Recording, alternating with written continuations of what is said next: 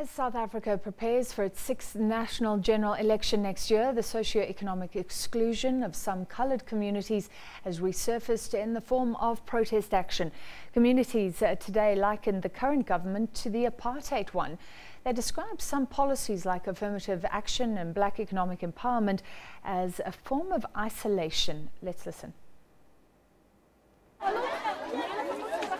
Race and ethnicity are still described as a problem 24 years into the country's democracy. During apartheid, race was used for political, social and economic marginalization, as privilege was based on skin color. But having endured the brutal system of apartheid, the colored community still feels neglected. Now, as the discourse around reconciliation continues to rise, some political organizations blame the governing ANC.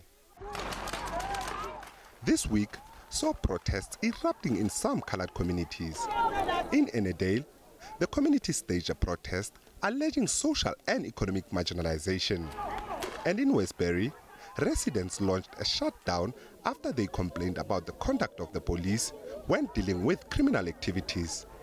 The DA's John Moody believes the protesters were trying to get their grievances addressed. The so-called colored community has had the feeling and the impression that they have been left out of the greater politics in South Africa. And I face this on a practical and a daily basis, where I interact with colored communities and community leaders. And the feeling that they express is one where they are being excluded from any opportunities in this new South Africa of ours. Meanwhile, the EFF says black people have experienced serious marginalization under the ANC government.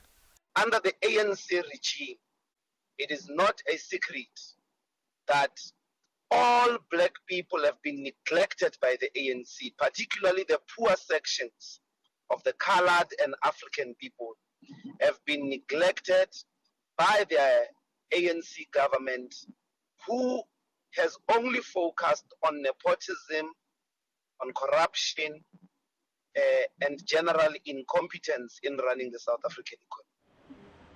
But the ANC discounts this, saying its conduct since democracy has been based on the principle of living together as one nation. The party says challenges are faced by all communities.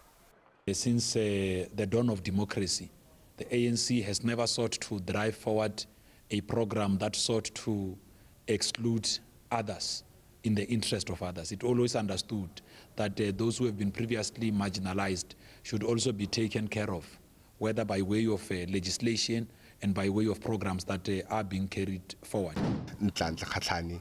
SABC News, Johannesburg.